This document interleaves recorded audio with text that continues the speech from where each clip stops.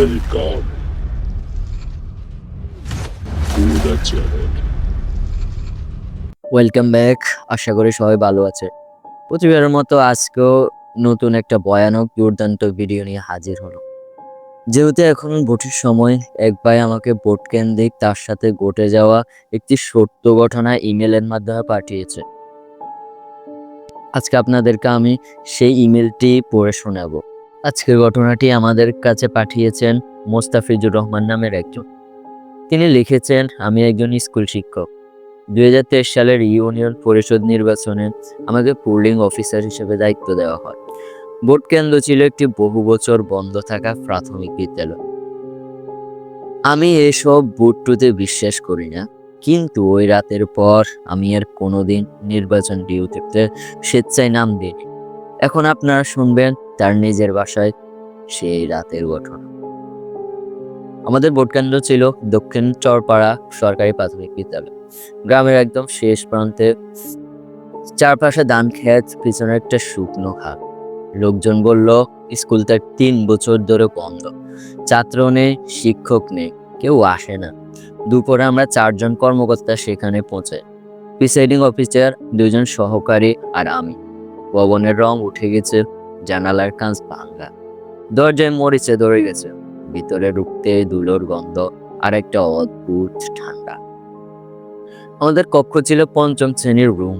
ব্ল্যাকবোর্ডে এখনো লেখা বার্ষিক পরীক্ষা 2019। তার নিচে খড়ির দাগে কিছু নাম। আমি কাছে গিয়ে পড়তে গেলাম, কিন্তু দাগগুলো যেন ইচ্ছে করে মুছে দেওয়া। বেঞ্চ সরিয়ে টেবিল সাজালাম, ব্যালট বক্স রাখলাম, সব স্বাভাবিক।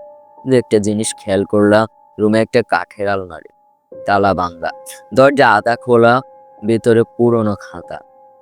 কৌতূহল বশত একটা খাতা বের করলো। উপস্থিতের খাতা, শেষ তারিখ 15 আগস্ট 2019। তারপর আর কোনো লেখা নেই, কিন্তু শেষ পাতায় লাল কালি দিয়ে লেখা, সবাই উপস্থিত। আমি ভেবেছিলাম এটা মজা, কারণ ওই তারিখের পর স্কুল বন্ধ হয়ে যায়। তাহলে সবাই উপস্থিত লিখলো কে? ভোটের আগের রাত আমাদের সেখানেই থাকতে হয়। গ্রামের লোকজন সন্ধ্যার পর স্কুলের আশেপাশে আসে না। একজন চৌকিদার ছিল, বয়স প্রায় 65 বছর। সে বলল, রাত হলে রুম বন্ধ করে রাখবে, ডাক শুনলেও বের হবে না। আমরা হাসলাম।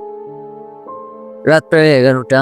বাইরে হালকা বাতাস, হঠাৎ করে করিডোরে কারো দৌড়ানোর শব্দ, টুক টুক টুক, শিশুর পায়ের মতো। আমরা ভাবলাম হয়তো বিড়াল, কিন্তু শব্দ থামলো আমাদের দরজার সামনে। তারপর ধীরে ধীরে কেউ যেন দরজায় হাত বুলাচ্ছে। আমরা সাহস করে দরজা খুললাম, কেউ নেই। ফিরে এসে দেখি ব্ল্যাকবোর্ডের নতুন লেখা সাদা খড়িতে, স্যার আমরা কি উপস্থিত? আমার শরীর ঠান্ডা হয়ে গেল, কারণ কিছুক্ষণ আগেও বোর্ড পরিষ্কার ছিল। রাত 11টার দিকে আলমারির ভিতর থেকে পাতা উল্টানোর শব্দ, একটা খাতা যেন নিজে নিজে উল্টাচ্ছে। আমি কাছে গেলাম, খাতা খুলে দেখলাম শেষ পাতায় নতুন করে লেখা, আজ ভোট, আমরা ভোট দেব। কিন্তু লেখাটা শিশুর হাতের লেখা না, খুব অগোছালো, কাপা। হঠাৎ রুমের পেছন থেকে মৃদু সুর, রোল নাম্বার 1, তারপর আরেকটা কণ্ঠ, উপস্থিত, তারপর রোল নাম্বার 2, উপস্থিত। এভাবে চলতে লাগলো। আমরা 4 জন একসাথে দাঁড়িয়ে আছি, কিন্তু শব্দ আসছে পাকা বেঞ্চ থেকে। আমরা বের হতে গেলাম, দেখি দরজা বাইরে থেকে লক, কেউ তো বাইরে নেই। জানালা দিয়ে তাকালাম, খালি মাঠ, কিন্তু দূরে শিশুদের মতো কয়েকটা ছায়া দাঁড়িয়ে স্থির। হঠাৎ দরজা খুলে গেল, চৌকিদার দাঁড়িয়ে সে বলল, 2019 সালে এখানে 12 জন ছাত্র একসাথে অসুস্থ হয়ে মারা যায়, কারণ কেউ জানে না। তারপর স্কুলটা বন্ধ করে দেওয়া হয়। সে আমাদের দিকে তাকিয়ে বলল, ওরা এখনো উপস্থিতি দেয়। ভোট হলে সব স্বাভাবিক, ভোট পরিষ্কার, খাতা আগের মতো। কেউ বিশ্বাস করতো না যদি আমরা 4 জন একসাথে না দেখতাম। ভোট হলো ঠিকঠাক, কিন্তু যখন ভোটার তালিকা মিলাচ্ছিলাম, তালিকায় 12টা ভোট অতিরিক্ত না। যাদের বয়স লেখা ছিল 10 বছর, কেউ চিনে না তাদের। মোস্তাফিজুর রহমান তার ইমেইলের শেষ লাইনে লিখেছিলেন, আমি শিক্ষার্থী হারানোর কষ্ট বুঝি, কিন্তু ওই রাতের পর আমি আর কখনো উপস্থিতির খাতা নির্ভয়ে খুলতে পারিনি। আপনাদের কারো যদি নির্বাচন ডিউটি, স্কুল বা পরিত্যক্ত জায়গায় অদ্ভুত অভিজ্ঞতা ঘটে থাকে, আমাদের কাছে ইমেলের মাধ্যমে পাঠাতে পারেন। হয়তো পরের গল্পটি আপনার। আজকের ঘটনাটি আমাদের কাছে পাঠিয়েছেন রিয়াদ হাসান নামের একজন শ্রোতা। তিনি তার ইমেলে লিখেছেন, আমি জানি না এই ঘটনাটা অতি প্রাকৃত ছিল কিনা। আমি নিজেকে যুক্তিবাদী মানুষ মনে করি, কিন্তু 2022 সালের 17ই নভেম্বর রাত কুমিল্লার একটি হোটেলের 307 নম্বর রুমে যা ঘটেছিল তার ব্যাখ্যা আমি আজও পাইনি। যদি মনে করেন এটি অন্যদের সতর্ক করতে পারে, তাহলে গল্পটি পড়ে শোনাবেন। আমরা রিয়াদের অনুরোধে তার পাঠানো ইমেলটি শব্দ না বদলে শুধু সামান্য সাজিয়ে আপনাদের সামনে তুলে ধরছি।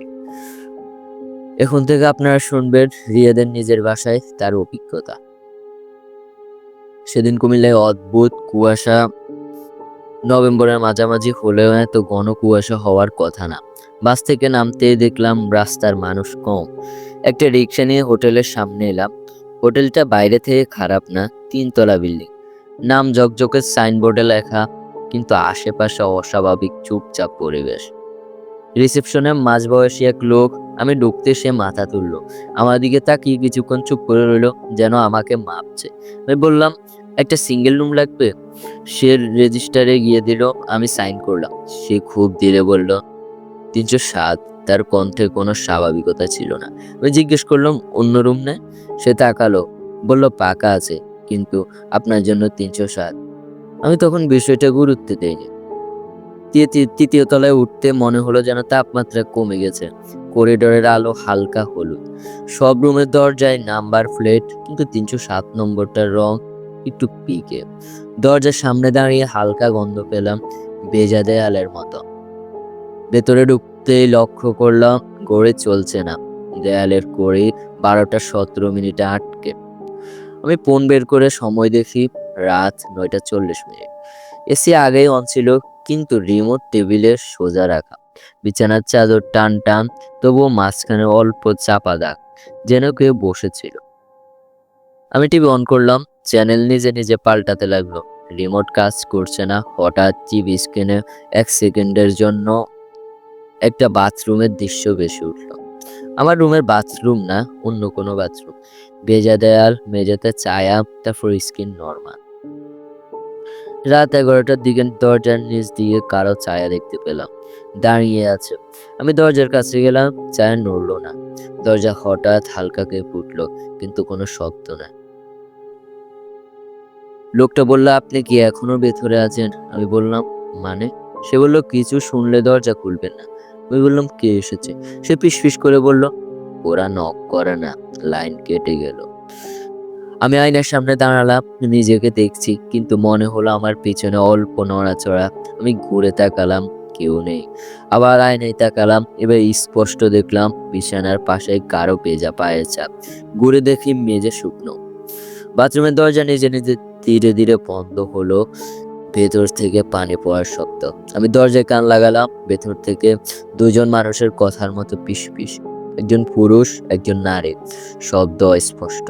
হঠাৎ মেয়েলি কণ্ঠে একটা শব্দ পরিষ্কার শুনলাম, চেক আউট। তারপর থেমে গেল।